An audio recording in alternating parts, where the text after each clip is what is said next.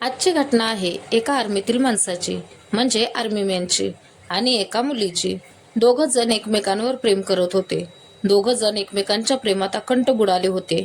पण 2 वर्षानंतर दोघांचंही आयुष्य बदलून जातं. असं नेमकं काय होतं तर चला पाहू. ही घटना 28 ऑगस्ट 2024च्या रात्री 8:30 वाजल्यापासून सुरू होते.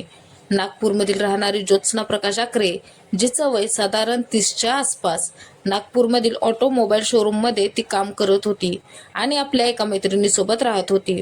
2 वर्षापूर्वी तिची ओळख एका तरुणासोबत होते आणि हळूहळू भेट मैत्रीत रूपांतरित होते आणि मैत्रीचे रूपांतर प्रेमात होते. परत माहिती पडतं की त्या तरुणाचं नाव अजय वानखेडे आहे. अजय वानखेडे आर्मीत शिपाई होते. त्यांची पोस्टिंग नागालँडमध्ये होती. त्यांची आर्मीतील फार्मसी डिपार्टमेंटमध्ये पोस्टिंग होती. अजय वानखेडे मूळचा नागपूरचा होता. त्याला सुट्टी मिळाल्यानंतर तो आपल्या मूळ गावी नागपूरला आला. तो नागपूरला आल्यानंतर ज्योत्स्ना आणि अजय एकमेकांना भेटायचे आणि जेव्हा तो ड्युटीवर जायचा तेव्हा ते सतत एकमेकांशी फोनवर बोलायचे. पण त्यांची ही भेटीगाठीची मालिका 28 ऑगस्टच्या रात्री अचानक तुटते. मूळचा नागपूरचा असलेला अजय वानखेडे ज्योत्स्नाला एका मॅट्रिमोनियल साईटवर भेटला होता आणि तेव्हापासूनच ते दोघे एकमेकांच्या संपर्कात होते. 28 ऑगस्ट म्हणजे 2 महिन्यांपूर्वीची गोष्ट आहे. रात्रीच्या 8:30 वाजल्या होत्या.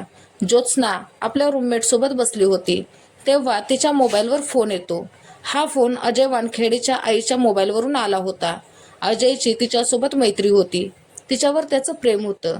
त्यामुळे साहजिकच त्याच्या आईचा नंबर देखील ज्योत्स्नाकडे होता. फोन येतो. अजय तिला म्हणतो, आज आपण भेटूया, कुठंतरी बाहेर जेवणासाठीही जाऊया. ज्योत्स्नाला आनंद होतो. ती तयार होते. तिला हे माहिती होतं की अजयला जास्त सुट्टी नसते आणि तो सारखा सारखा नागपूरला येत नाही. तो त्याच्या ड्युटीवर असतो. तर आता तो येतो. ज्योत्स्नाला सोबत घेतो. एका खास जागेवर वर्धा रोड येथे तिला घेऊन जातो. ते दोघे सोबत एका पॉइंटवर जातात. सकाळ होते. 29 ऑगस्टचा दिवस उजाडतो. पण ज्योत्स्ना तिच्या रूमवर जात नाही. इथून पाठीमागे ही ज्योत्स्ना खूप वेळा अशी बाहेर गेली होती. पण ती उशिरा का होईना, पहाटे का होईना घरी यायची. कारण तिला सकाळी कामावर जायचं असायचं. ती 28 ऑगस्टला घरातून बाहेर पडली होती. पण ती रात्री उशिरापर्यंत घरी परत न आल्याने तिच्या मैत्रिणीला काळजी वाटू लागली. तिने ज्योत्स्नाच्या मोबाईलवर फोन करायला सुरुवात केली. फोन लागत होता, रिंग होत होती, पण ज्योत्स्ना फोन उचलत नव्हती. तिला वाटलं कदाचित ती घरी येईल किंवा पाठीमागे फोन आलेला बघून फोन तरी करेल, कारण या अगोदरही असं कधीच झालं नव्हतं. तरीही ती फोनची वाट बघत होती. फोन केला तर ज्योत्स्ना फोन उचलत नव्हती आणि पाठीमागे फोनही करत नव्हती. तिनं रात्रभर तिच्या फोनची आणि तिची वाट बघितली. सकाळ झाली. सकाळीही ज्योत्स्ना परत आली नाही. मग तिच्या रूममेट मैत्रिणीने ती ज्या मोबाईल शोरूममध्ये कामाला होती तिथं फोन लावला आणि विचारपूस केली की ती कामावर तरी आली आहे की नाही. तेव्हा माहिती पडलं की ती तिथेही गेलेली नव्हती. असं तर कधी ती कामावर सुट्टी टाकत नव्हती. जबाबदारीने ती आपलं काम करायची. दुपार झाली. शोरूममधूनही समजलं की ती अजूनही आलेली नाही. आता मैत्रिणीला खूप जास्त काळजी वाटू लागली. तिनं पहिल्यांदा तिच्या घरच्यांना फोन केला. त्या दोघी रूममेट असल्याकारणाने, एकाच रूममध्ये राहत असल्याकारणाने एकमेकींच्या घरच्यांचे इमर्जन्सी नंबर ठेवायच्या. मैत्रीण ज्योत्स्नाच्या घरच्यांना फोन लावते आणि सर्व सांगते.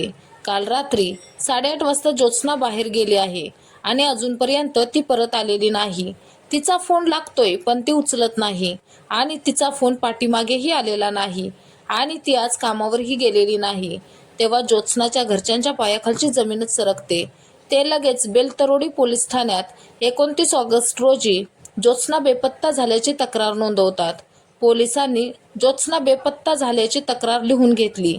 30 वर्षांची ज्योत्स्ना, पोलिसांनी तक्रार तर लिहून घेतली, पण तिच्या घरच्यांना सांगितलं की तुमची मुलगी समजदार आहे आणि ती काय आता लहान नाही की हरवली असेल, इकडं तिकडं कुठंतरी गेली असेल, काहीतरी काम असेल, ती घरी परत येईल. ती अशिक्षित अडाणी नाही, कुठंतरी मित्रमैत्रिणींसोबत फिरायला गेली असेल. ज्योत्स्नाच्या घरचे परत माघारी जातात. तिला फोन लावत असतात. त्यानंतर 29 ऑगस्टपासून 20 सप्टेंबरपर्यंत तिचा काहीच पत्ता लागत नाही. ज्योत्स्नाचे घरचे तिला शोधण्याचा प्रयत्न करत होते. तिला फोन लावत होते. त्यांना अशी आशा होती की ज्योत्स्ना नक्की परत येईल. फोन तर करेल किंवा एखादा मेसेज तर करेल, पण काहीच नाही. ना फोन ना मेसेज.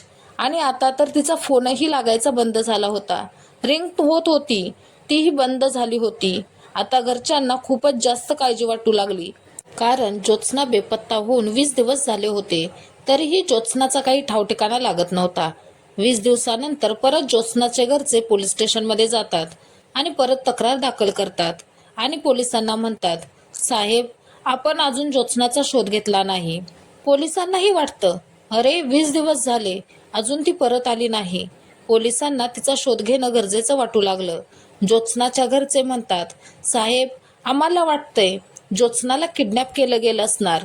पोलिसांनाही वाटू लागतं की ही मुलगी तरुण वयात आलेली, सुशिक्षित आणि घरात एकटीच असल्याकारणाने होऊ शकतं की तिला किडनॅप केलं गेलं असेल. आता पोलीस 20 दिवसानंतर अपहरणाचा गुन्हा दाखल करतात. पोलीस शोध सुरू करतात. तेव्हा सर्वात पहिलं ज्योत्स्नाचं मोबाईल लोकेशन चेक करायला सुरुवात करतात. खरं तर पोलिसांनी 20 दिवसांपूर्वी ज्योत्स्नाचं मोबाईल लोकेशन चेक करायला हवं होतं, पण त्यांनी केलं नाही. आता पोलिसांनी जेव्हा मोबाईलच्या पॅटर्ननुसार मोबाईल लोकेशन चेक करायला सुरुवात केली, तेव्हा त्यांच्या एक गोष्ट लक्षात आली की 28 ऑगस्टला नागपूरमध्ये लोकेशन होतं, 29 ऑगस्टला पुणे, 30 ऑगस्टला मुंबई, असं महाराष्ट्रातील वेगवेगळ्या ठिकाणी आणि वेगवेगळ्या जिल्ह्यांतील लोकेशन दिसत होतं. ज्योत्स्नाचा मोबाईल ॲक्टिव्ह होता आणि तो प्रत्येक वेळेस वेगवेगळी ठिकाणे दाखवत होता. पोलिसांना वाटलं की ती फिरायला वगैरे गेली असेल, पण जर असं होतं तर ती कोणालाच कॉन्टॅक्ट का करत नव्हती? निदान तिच्या कुटुंबियांच्या तर ती संपर्कात राहिली असती, किंवा त्यांना ती बाहेर जाते, फिरायला जाते एवढं तर कळवलं असतं. एखादी बेपत्ता झालेली मुलगी मिळाल्यावर किंवा एखादा मृतदेह मिळाल्यावर त्याच्यातूनही तिचा काही शोध लागत नव्हता. पोलिसांच्या हाती सर्व बाजूंनी शोध घेऊनही काहीच लागत नव्हतं आणि ज्योत्स्नाच्या कुटुंबियांचा पोलिसांवर दबाव वाढत होता. जसजसे दिवस जात होते तसतसं सर्वांचीच काळजी वाढत होती, कारण किडनॅपिंगची केस होती. त्यामुळे जास्त दिवस जर झाले तर ज्योत्स्नाच्या जीवाला धोका निर्माण होऊ शकतो. वेळेवर जर त्यांनी तिला सोडवलं नाही तर समोरच्याच्या जीवाला धोका असतो. कॉल डिटेल्स काढले, विचारलं की त्यांचं कोणाशी वैर आहे का, कोणाशी काही भांडणं आहेत का, पण कुठून काहीच माहिती मिळत नव्हती. सर्व बाजूंनी नकारच येत होता. आता पोलीस ज्योत्स्नाच्या रूममेटची चौकशी करायला सुरुवात करतात. तिला विचारतात, 28 ऑगस्टच्या रात्री ज्योत्स्ना कुठं गेली, का गेली आणि कशासाठी गेली, तुला याबद्दल काही माहिती आहे का? रूममेट सांगते, मला तर हे माहिती नाही की ती कोणासोबत गेली, पण तिला 28 ऑगस्टला रात्री 8:30 वाजता एक फोन आला होता. त्यानंतर ती गेली. पोलिसांनी सगळे कॉल डिटेल्स काढले, त्यावरही खूपच नंबर होते. मग पोलिसांनी सगळ्याच कॉलचे डिटेल काढले, त्याचे लोकेशन काढले आणि मग तिला विचारलं की आता खरं सांग. तेव्हा ती सांगते, ज्योत्स्ना एका मुलासोबत रिलेशनशिपमध्ये होती. तेव्हा पोलीस विचारतात, मग सांग त्याचं नाव काय? तेव्हा ती सांगते, अजय वानखेडे, जो इंडियन आर्मीमध्ये आहे आणि त्याची पोस्टिंग नागालँडमध्ये आहे. पोलिसांनी जेव्हा कॉल डिटेल्स काढले होते तेव्हा समजलं की ज्योत्स्नाच्या मोबाईलवर जो शेवटचा फोन आला होता तो अजय वानखेडेचाच होता. आता पोलिसांना 2 पुरावे मिळाले होते, एक तर ज्योत्स्नाच्या रूममेटने सांगितलेला आणि दुसरा मोबाईलच्या कॉल डिटेल्सवरून काढलेला. पोलिसांना आता या 2 गोष्टी तर माहिती पडल्या होत्या. आता पोलीस नागालँडच्या ऑफिसमध्ये अजय वानखेडेबद्दल चौकशी करतात. तेव्हा समजतं की अजय वानखेडेची पोस्टिंग नागालँडमध्येच आहे, पण सध्या तो हॉस्पिटलमध्ये आहे. पोलिसांनी विचारलं की का अजय वानखेडे हॉस्पिटलमध्ये आहे, काय प्रॉब्लेम आहे? तेव्हा समजलं की त्याला शुगर आहे आणि काही बऱ्याच गोष्टी आहेत, त्यासाठी तो खूप दिवसांपासून ॲडमिट आहे. पोलिसांना ही गोष्ट जरा वेगळी वाटली. म्हणजे इकडं ज्योत्स्ना गायब आहे आणि तिकडे अजय वानखेडे ॲडमिट आहे. माहिती नाही त्याचं कनेक्शन काय आहे. तरीही पोलिसांनी ठरवलं की त्याची विचारपूस करायचीच आहे. पोलिसांनी आर्मीकडून परवानगी घेतली. आर्मीने देखील परवानगी दिली. आर्मीने सांगितलं, तुम्हाला आमचा सपोर्ट आहे, आम्ही तुम्हाला जी मदत हवी ती करू. पोलिसांनी सांगितलं, अजय वानखेडेला हॉस्पिटलमधून डिस्चार्ज मिळाला की लगेच आम्हाला कळवा, आमची टीम तिथे लगेच पोहोचेल. आर्मीने सांगितलं, ठीक आहे. पोलीस अजय वानखेडेला डिस्चार्ज मिळायची वाट बघत होते. अचानक एक दिवस कॉल आला, पण तो कॉल धक्का देणारा होता. नागालँडच्या हॉस्पिटलमधून असा फोन आला की अजय वानखेडेची तब्येत खराबच होती. तो ऍडमिट होता, पण अचानक तो गायब झाला आहे आणि तो हॉस्पिटलमध्ये नाही. तरीही पोलिसांना आशा होती की तो परत येईल. पण 2च दिवसात पोलिसांचा गैरसमज देखील दूर झाला. 2 दिवसांनी समजले की अजय वानखेडेने स्थानिक न्यायालयात जामीन मिळावा यासाठी याचिका दाखल केली आहे. तिथे त्याचा जामीन याचिका फेटाळली गेली. परत त्याने हायकोर्टात दाखल केली. तिथेही काहीच झालं नाही. पोलिसांना वाटायला लागले की ह्याला का भीती वाटत आहे? जर तो निर्दोष आहे तर त्यानं काहीच केलं नसेल तर तो का बेलसाठी अप्लाय करत आहे? काहीतरी गडबड आहे. आता पोलीस त्याचा शोध घ्यायला सुरुवात करतात. दोन्ही बाजूनी बेल मिळाली नाही आणि त्याच्यात वेळ गेला. 28 ऑगस्टची ही गोष्ट आहे. 20 दिवसानंतर किडनॅपिंगची केस केली जाते. 20 दिवसानंतर अजय वानखेडेचा शोध सुरू होतो. पूर्ण सप्टेंबर महिना गेला. ऑक्टोबर आला. पोलिसांना हे माहिती करून घ्यायचं होतं की ज्योत्स्ना कुठे आहे. त्याच्याकडून तिची काहीतरी माहिती मिळेल. पोलीस त्याला शोधतच होते. तोपर्यंत अचानक 20 ऑक्टोबरला अजय वानखेडे स्वतः नागपूर पोलिसांसमोर येतो आणि स्वतःला सरेंडर करतो. तो म्हणतो, ज्याप्रमाणे तुम्ही मला शोधत होता, मला असं वाटलं की काय माहिती तुम्ही माझ्यावर काय काय गुन्हे लावाल, तुम्ही मला अटक कराल आणि त्यासाठी मी अटकपूर्व जामिनासाठी गेलो होतो. मला खूप लोकांनी सांगितलं की तुम्ही मला ज्या प्रकारे शोधत आहात तर अटक करून तुम्ही माझ्यावर कोणताही आरोप लावाल. मी माझ्या स्वसंरक्षणासाठी डिफेन्ससाठी गेलो होतो. पोलिसांना ही गोष्ट पटली नाही. पोलिसांनी त्याला विचारलं की ज्योत्स्नासोबत तुझं काय नातं आहे ते सांग. त्याने ज्योत्स्नासोबतचं नातं सांगितलं. तो म्हणाला, माझी ज्योत्स्नासोबत 2 वर्षांपूर्वी मैत्री झाली होती. पोलिसांनी अजय वानखेडेची पूर्ण कुंडली काढली होती. तेव्हाच पोलिसांना माहिती पडलं होतं की त्याच्या अगोदर 3 लग्न झाली आहेत आणि त्याची तिन्ही लग्न टिकली नव्हती. त्याचा तिन्ही वेळा घटस्फोट झाला होता. ज्योत्स्नाचंही एकदा लग्न झालं होतं आणि तिचाही घटस्फोट झाला होता. हे दोघं एकमेकांसोबत 2 वर्षांपासून होते. अजय वानखेडे ज्यावेळेस सुट्टीला यायचा तेव्हा ते एकमेकांना भेटायचे. ज्यावेळेस तो ड्युटीवर जायचा त्यावेळेस ते फोनवर बोलत असायचे.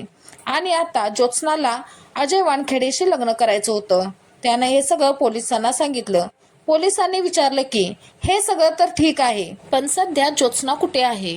कॉल डिटेल्समध्ये माहिती पडलं आहे की 28 ऑगस्टला तुझ्या आईच्या मोबाईल नंबरवरून तिला फोन आला होता. तेव्हा अजय वानखेडे म्हणतो, हो, तो फोन मीच केला होता आणि मी तिला भेटायला बोलावलं होतं. ती आली. आम्ही दोघं एका हॉटेलमध्ये गेलो आणि रात्री उशिरा आम्ही ते हॉटेल सोडलं. ज्योत्स्ना तिच्या घरी निघून गेली. मी तिला म्हटलं की तू तुझ्या घरी जा, मी माझ्या घरी जातो आणि तिथून पुढं मला काहीच माहिती नाही. पोलिसच आता हैराण झाले होते की हा माणूस एकतर अटकपूर्व जामिनासाठी अप्लाय करतो आणि स्वतः पोलीस स्टेशनमध्ये येऊन सर्व माहिती देतो. बाकी सर्व तर सांगतो आहे, पण ज्योत्स्ना कुठं आहे हे मात्र सांगत नाही. आणि तो म्हणतो आहे की मला खरंच ज्योत्स्नाबद्दल पुढची काहीही माहिती नाही. पोलीस विचार करतात की ह्याला आपण 3rd डिग्री तर वापरू शकत नाही. हा काही सामान्य माणूस नाही, आर्मीमधील माणूस आहे. त्यामुळे त्याच्या विरोधात सबळ पुरावे जमा केले पाहिजेत. अजय वानखेडेची पूर्ण चौकशी झाली, पण त्यापुढे तो सांगायला तयार नव्हता. पोलिसांनी इन्व्हेस्टिगेशन करायला सुरुवात केली. त्यांनी 20 ऑगस्ट पासून पुढचे अजय वानखेडेचे मोबाईलचे कॉल डिटेल्स काढले. त्याचे 28 ऑगस्टचे लोकेशन काढले. त्यातून तर समजलं की तो खरं बोलत आहे की त्या दिवशी तो ज्योत्स्ना सोबतच होता. कारण ज्योत्स्नाचे त्या दिवशीचे लोकेशन आणि अजय वानखेडेचे लोकेशन सेम होते. ते ज्या हॉटेलमध्ये थांबले होते तिथं चौकशी केली तर इथपर्यंत तर तो खरं बोलत होता. पण तो जे हे म्हणत होता की रात्री उशिरा ज्योत्स्ना तिच्या घरी गेली, इथून त्याची खोटी मालिका सुरू होते. हॉटेलमधून निघाल्यानंतर ज्योत्स्नाच्या मोबाईलचं लोकेशन आणि अजय वानखेडेच्या मोबाईलचं लोकेशन पूर्ण रात्र एकच होतं. नागपूरच्या हायवेच्या दोन्ही बाजूला जंगल आहे. त्या जंगलातील लोकेशन शेवटचं सारखंच होतं. पोलिसांना प्रश्न पडतो की एवढ्या रात्री हे दोघे जंगलात काय करत होते, पण त्याच्या पुढे लोकेशन शिवाय काहीच पुरावा मिळत नव्हता. पोलिसांना त्याला न दुखावता त्याच्याकडून ज्योत्स्नाबद्दल माहिती करून घ्यायचं होतं.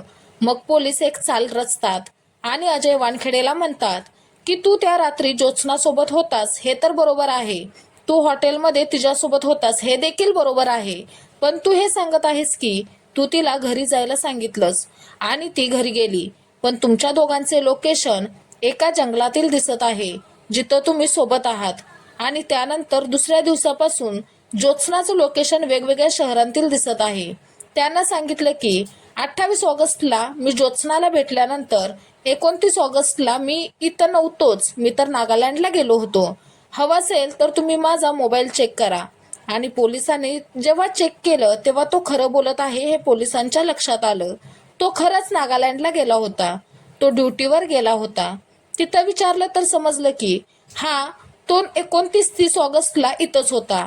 ज्योत्स्नाचं लोकेशन वेगवेगळ्या शहरातील दाखवत होतं आणि अजय वानखेडेचं नागालँडचं. दोघांचे कॉल रेकॉर्ड काढले. शेवटचे कॉल काढले त्याच्या अगोदर आणि नंतर कोणाचेही कॉल नव्हते. संशयाच्या यादीत दुसरं कोणीच नव्हतं शिवाय अजय वानखेडेच्या. पण अजय वानखेडे स्वतःला निर्दोष आहे, त्याने काहीच केलेले नाही हे दाखवत होता. पोलिसांना त्याच्याकडून माहिती घेऊन पुरावे जिवंत करायला लागणार होते, पुरावे मिळवायला लागणार होते. पोलिसांनी त्याला सांगितलं की आमच्याजवळ सर्व पुरावे आहेत आणि ते तुझ्या विरोधात आहेत. त्यामुळे आता खरं सांग, तुझा अटकपूर्व जामीन तर नामंजूर झालेलाच आहे, पण तू किडनॅपिंगच्या आणि मर्डरच्या गुन्ह्याखाली जेलमध्ये जाणार हे नक्की. शेवटी पोलिसांच्या अथक प्रयत्नानंतर तो आपला गुन्हा कबूल करतो आणि पोलिसांना सांगतो. त्यानंतर तो 21 ऑक्टोबरला पोलिसांना घेऊन गुन्ह्याच्या ठिकाणी गेला. नागपुरातील वर्धा रोडवरील डोंगरगाव टोल नाक्याजवळ एका जंगलात पोलीस टीमला घेऊन गेला. त्या हायवेच्या जवळ गाडी थांबवली जाते. तिथून पोलीस टीम सोबत तो पायी चालत जातो. जंगलाच्या आत जातात आणि जंगलातील एक जागा जिथं झाडं, माती, पावसामुळे हिरवीगार झालेलं जंगल, तिथं जमिनीवर एक सिमेंटनं बनवलेलं छोटंसं काहीतरी होतं. त्या सिमेंटकडे बघून पोलिसांना इशारा करतो आणि म्हणतो की या सिमेंट खाली ज्योत्स्ना आहे. पोलिसांना वाटतं की आता हा आणखी काहीतरी वेगळंच सांगणार आहे, कारण त्यानं जे दाखवलं होतं ते बघून असं वाटत होतं की सिमेंट पासून तिथं काहीतरी बनवलं आहे. सिमेंट तोडण्यात आलं, जमीन खोदली गेली आणि आतून एक सापळा मिळाला. त्या सापळ्यासोबत काही गोष्टी मिळाल्या. त्या ज्योत्स्नाच्या भावाने आणि घरच्यांनी ओळखल्या. तो सापळा ही ज्योत्स्नाचाच होता. ज्योत्स्ना जिवंत नव्हती, तिची हत्या झाली होती हे स्पष्ट झालं होतं.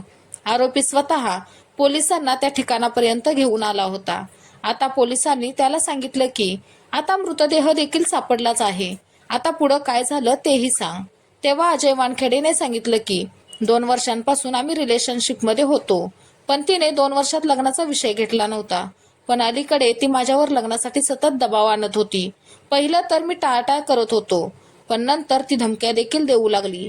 मी तिच्या सततच्या धमक्यांना कंटाळलो होतो. ती हे देखील म्हटली की मी तुझ्या आर्मीच्या सिनियर ऑफिसर जवळ येऊन तुझी कंप्लेंट करणार आहे, तू मला धोका दिला आहेस. तेव्हा मी विचार केला की मला आता तिच्यापासून सुटका हवी आहे. अजय वानखेडेला पिक्चर बघायचाही छंद होता. दृश्यम पिक्चर बघून खूप जणांनी दृश्यम पिक्चर सारखा सीन आपल्या आयुष्यात क्रिएट केला होता. दृश्यम पिक्चर खूप जणांना आयडिया देऊन गेला. अजय वानखेडे त्यातीलच एक. त्यालाही दृश्यम पिक्चर बघून आयडिया आली. त्याने 28 ऑगस्टला ज्योत्स्नाला फोन केला. ज्योत्स्ना आली. दोघंजण हॉटेलमध्ये थांबलीत. नंतर अजय वानखेडे ज्योत्स्नाला म्हणाला, चल जरा फिरून येऊया. तिला पण आनंद झाला. गाडीतून दोघंजण फिरून येऊया म्हटल्यावर दोघंजण हॉटेलमधून बाहेर पडलीत. पुढे एक टोल नाका होता. तिथून त्यानं एक कोल्ड्रिंक घेतलं. त्यानं नशेचं औषध पहिल्यापासूनच स्वतःजवळ ठेवलं होतं. त्या कोल्ड्रिंकमध्ये नशेचं औषध मिसळलं. नाका पार करत असताना हळूहळू ज्योत्स्नाला औषधाची नशा चढू लागली आणि ती बेशुद्ध झाली. त्यानंतर अजय वानखेडेने निर्मनुष्य भयान ठिकाण शोधलं. गाडी थांबवली. रस्त्याच्या बाजूला गाडी घेतली आणि गाडीतच बेशुद्ध झालेल्या ज्योत्स्नाचा गळा आवळला. तिची हत्या केली. त्याला आता खात्री पटली की ज्योत्स्ना मृत झाली आहे.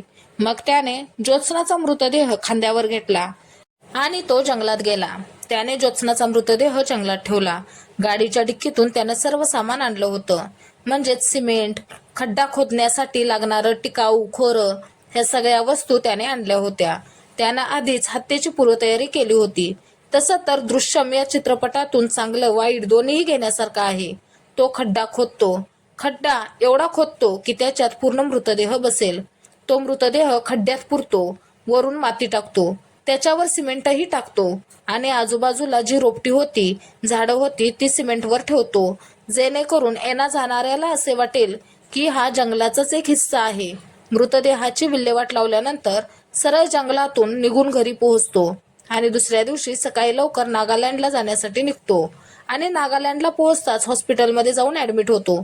तिथं डॉक्टरांना म्हणतो, 2 दिवसांपासून माझी तब्येत खूपच खराब आहे, माझी शुगर वाढली आहे.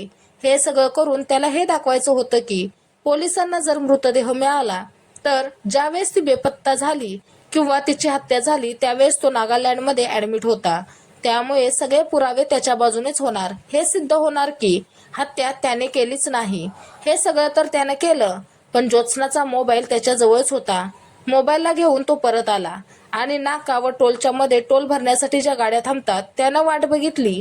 त्यानं निरीक्षण केलं, पूर्ण गाड्या लोड झालेल्या, म्हणजे त्याच्यात साहित्य आहे आणि ते ट्रक खूप दूरपर्यंत जाणार आहेत. नॅशनल परमिट असणाऱ्या ट्रकला बघितलं, जो टोल नाक्यावर उभा होता. ज्योत्स्नाच्या मोबाईलला सायलेंट मोडवर टाकलं आणि त्या ट्रकच्या आत फेकलं. आता जिथं जिथं ट्रक जात होता तिथलं लोकेशन दिसत होतं. त्यामुळे पोलिसांनी लोकेशन चेक केलं की ज्योत्स्नाचं लोकेशन फिरतं दिसायचं. आता ह्या शहरात, मग दुसऱ्या शहरात, जिल्ह्यात अशा वेगवेगळ्या ठिकाणी आणि मोबाईल ट्रकमध्ये टाकल्यानंतर अजय वानखेडे सरळ नागालँडमध्ये पोहोचला आणि ऍडमिट झाला. ज्योत्स्नाच्या मोबाईलचं फिरतं लोकेशन असल्यामुळे पोलिसांना वाटलं की ज्योत्स्ना जिवंत आहे आणि ती फिरायला गेली असेल. त्यामुळे ही घडलेली घटना सर्वांसमोर येण्यासाठी खूप वेळ लागला. 28 ऑगस्टच्या रात्री घडलेली ही घटना होती. 20 ऑक्टोबरला या हत्येचा खुलासा झाला. एवढे दिवस गेले. अजय वानखेडेला पकडलं गेलं. पोलीस त्याची चौकशी करत आहेत, अधिक तपास करत आहेत. त्या मोबाईलला ताब्यात घेण्याचा प्रयत्न देखील चालू आहे. जर तो भेटला तर सर्वात महत्त्वाचा पुरावा तो मोबाईल ठरू शकतो. आता हे प्रकरण कोर्टात जाईल. महाराष्ट्रापासून हैदराबाद ते छत्तीसगड पर्यंत पोलीस ज्या मुलीचा शोध घेत होते तिचा 1.5 महिन्यापूर्वीच मृत्यू झाला होता. या आंधळ्या हत्येचा तपास सुरू झाला तेव्हा दृश्यम चित्रपटाची कथा समोर आली. तरुणीची हत्या तिच्याच प्रियकराने केली होती. हत्येनंतर त्याने दृश्यम चित्रपटाच्या शैलीत प्रकरण मिटवण्याचा प्रयत्न केला, पण तो सुटू शकला नाही. ही घटना सांगताना कोणालाही दुखावण्याचा किंवा त्रास देण्याचा हेतू नाही, तर तुम्हाला सतर्क करणं आणि जागरूक करणं हाच यामागचा उद्देश आहे.